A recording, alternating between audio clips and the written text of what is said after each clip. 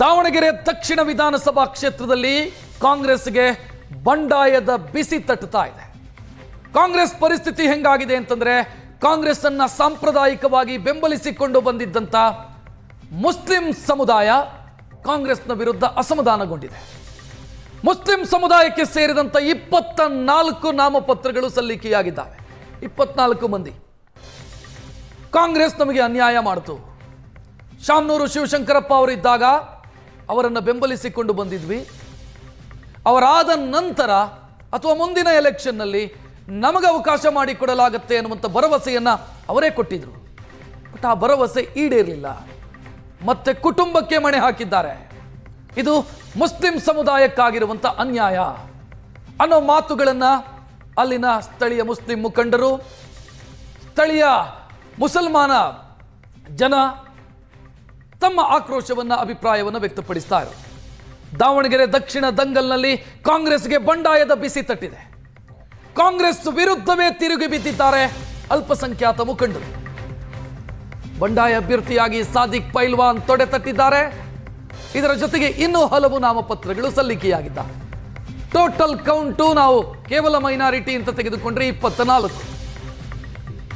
ಜಮೀರ್ ಅಹಮದ್ ಖಾನ್ ಈ ಹಿಂದೆ ಮುಸ್ಲಿಂ ಸಮುದಾಯಕ್ಕೆ ಟಿಕೆಟ್ ಕೊಡಬೇಕು ಅಂತ ಬಹಿರಂಗವಾಗಿ ಮಾತನಾಡಿದರು. ಈಗ ಸಂಧಾನ ಮಾಡುವಂತ ಜವಾಬ್ದಾರಿಯೂ ಕೂಡ ಅವರಿಗಿದೆ. ಹೇಗೆ ಸಂಧಾನ? ಪರಿಷತ್ನಲ್ಲಿ ಅವಕಾಶ ಕೊಡುವುದು, ರಾಜ್ಯಸಭೆಯಲ್ಲಿ ಅವಕಾಶ ಕೊಡುವುದು, ಈ ರೀತಿಯ ಭರವಸೆಯನ್ನು ಕೊಡುವ ಮುಖಾಂತರ ಮುನಿಸಿಕೊಂಡಿರುವಂತ ಮುಸಲ್ಮಾನ ಮುಖಂಡರನ್ನ ಸಮಾಧಾನ ಮಾಡುವಂತ ಪ್ರಯತ್ನದಲ್ಲಿ ಕಾಂಗ್ರೆಸ್ ನಾಯಕರಿದ್ದಾರೆ.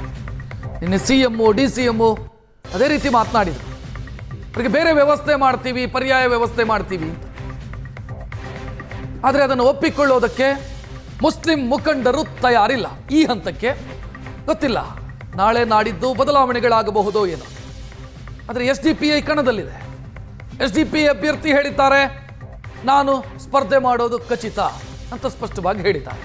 ಸಾದಿಕ್ ಪೈಲ್ವಾನ್ ಕೂಡ ಅದನ್ನೇ ಹೇಳ್ತಿದ್ದಾರೆ, ನಾನು ಸ್ಪರ್ಧಿಸೋದು ಖಚಿತ ಅಂತಾನೆ ಹೇಳ್ತಾ ಇದ್ದಾರೆ. ಯಾಕೆ ಅಂತಂದ್ರೆ ನಾಮಪತ್ರ ವಾಪಸ್ ಪಡೆಯೋದಕ್ಕೆ 26ನೇ ತಾರೀಕಿನವರೆಗೂ, 26ನೇ ಸಂಜೆಯವರೆಗೂ ಕೂಡ ಅವಕಾಶ ಇದೆ. ಈ ಮಧ್ಯದಲ್ಲಿ ಏನಾದರೂ ಬದಲಾವಣೆಗಳು ಮಾಡೋದಕ್ಕೆ ಸಾಧ್ಯನಾ ಕಾಂಗ್ರೆಸ್ಸಿಗೆ? ದಾವಣಗೆರೆ ದಕ್ಷಿಣದಲ್ಲಿ ಕಾಂಗ್ರೆಸ್ಗೆ ಧರ್ಮ ಸಂಕಟ ಮುಂದುವರೆದಿರೋದು.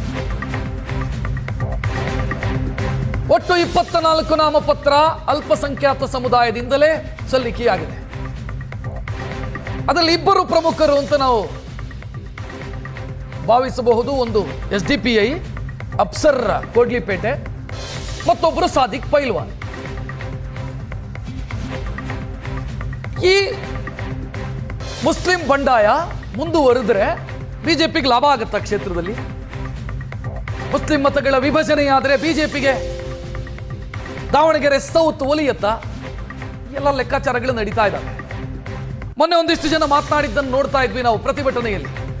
ಬಿಜೆಪಿಗೆ ಓಟ್ ಹಾಕಿ ಅಂತ ಹೇಳ್ತೀವಿ ನಾವು, ಇವರಿಗಿಂತ ನಮಗೆ ಬಿಜೆಪಿಯೇ ಬೆಟರ್ ಅಂತೆಲ್ಲ ಆಕ್ರೋಶದಿಂದ ಮಾತನಾಡಿದ್ರು. ಅದು ಆ ಹೊತ್ತಿನ ಆಕ್ರೋಶನ ಗೊತ್ತಿಲ್ಲ ನನಗೆ, ತಾತ್ಕಾಲಿಕ ಆಕ್ರೋಶನ ಅಥವಾ ಅದೇ ಮತವಾಗಿ ಬದಲಾಗತ್ತಾ? ಲೆಕ್ಕಾಚಾರ ಬೇರೆ ಇದೆ. ಆ ಹಂತದಲ್ಲಿ ಆ ರೀತಿಯ ಸಿಟ್ಟಿತ್ತು. ಬಿಜೆಪಿ ಆದರೂ ಆಗಬಹುದು, ಕಾಂಗ್ರೆಸ್ ಬೇಡ ನಮಗೆ ಅನ್ನೋ ರೀತಿಯಲ್ಲಿ ಮಾತನಾಡಿದ್ರು ಪ್ರತಿಭಟನೆಯಲ್ಲಿದ್ದವರು. ಸದ್ಯ ಟೈಮ್ ಇದೆ ಕಾಂಗ್ರೆಸ್ಸಿಗೆ. ಹೇಗೆ ಮ್ಯಾನೇಜ್ ಮಾಡುತ್ತೆ ಕಾಂಗ್ರೆಸ್ ಅನ್ನೋದು ಪ್ರಶ್ನೆ.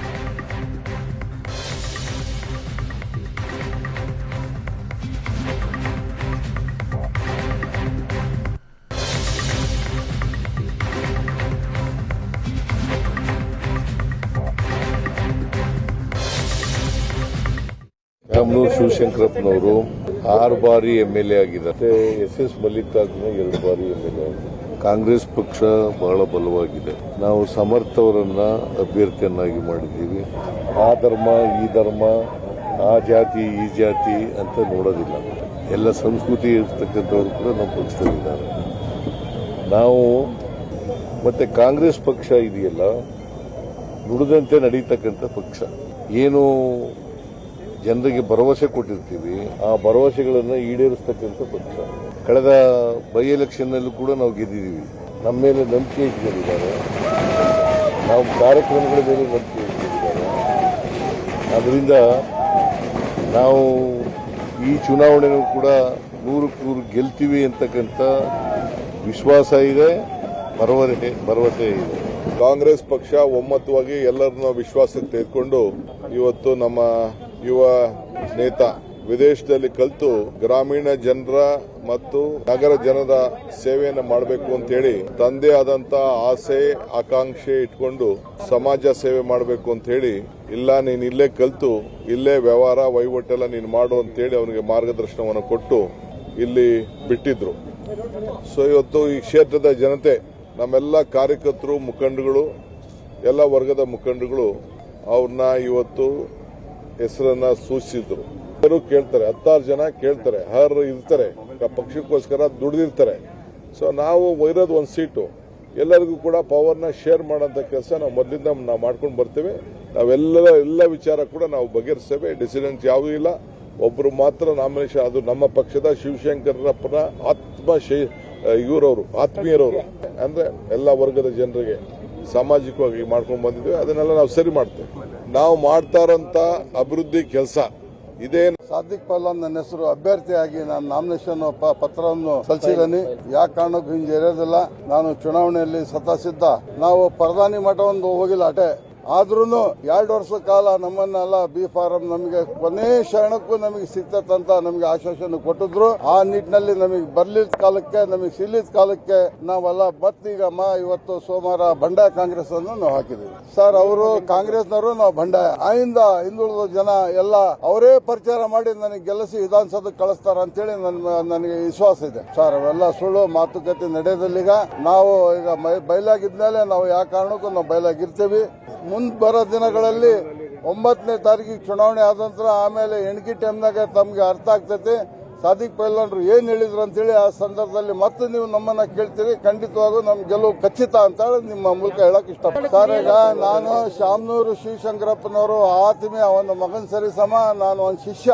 40 ವರ್ಷದಿಂದ ನಾನು ಅವರ ಮನೆ ಮಂಥನಕ್ಕೆ ಭುಜ ಹಚ್ಚಿ ನಾನು ಚುನಾವಣೆ ಮಾಡತಕ್ಕದ್ದನು. ದುರಾದೃಷ್ಟ ಯಜಮಾನರು ನಿಧಾನ ಆದ್ಮೇಲೆ ಈಗಾರ ನಮ್ಮನ್ನ ಅಲ್ಪಸಂಖ್ಯಾತರಿಗೆ ಕೊಡ್ತಾರಂತೇಳಿ ಕುಲಂಕುಷವಾಗಿ ನಾವೆಲ್ಲ ನಮ್ಮನ್ನ ತಿರಸ್ಕಾರ ಮಾಡಿದ್ರು. ಖಂಡಿತವಾಗೂ ನಾವೆಲ್ಲ ಯಾವ ಕಾರಣಕ್ಕೆ ನಾವು ಹಿಂಸರಿಯೋದಿಲ್ಲ. ಎಲ್ಲ ಇರ್ತಾರೆ, ಅವ್ರಿಗೂ ಸಮಾಧಾನ ಮಾಡ್ತೀವಿ ನಾವು. ಬಂಡಾಯ ಅಭ್ಯರ್ಥಿ ಪೈಲ್ವಾನ್ ಸಾದಿಕ್ ಅಂತಲ್ಲ, ಅವರು ಆಗ್ತಾರೆ, ಅವರು ನಮ್ಮ ಕಾರ್ಯಕರ್ತರೆ, ಅವ್ರನ್ನೂ ಕೂಡ ವಿಶ್ವಾಸ ತಗೊಳ್ತ ಕೆಲಸ ಮಾಡ್ತೀವಿ. ಯಾರು ಗೆಲ್ತಾರೆ. ಕಾಂಗ್ರೆಸ್ ನಾಯಕರು ಹೇಳ್ತಿದ್ದಾರೆ, ಮುಸ್ಲಿಂ ಸಮುದಾಯಕ್ಕೆ ಇರುವಂಥ ಅಸಮಾಧಾನವನ್ನು ನಾವು ಬಗೆಹರಿಸ್ತೀವಿ ಅಂತ. ಆದರೆ ಸಾದಿಕ್ ಪೈಲ್ವಾನ್ ಹೇಳ್ತಾ ಇದ್ದಾರೆ, ಹಿಂದಕ್ಕೆ ಸರಿಯಲ್ಲ ಅಂತ ಹೇಳ್ತಿದ್ದಾರೆ.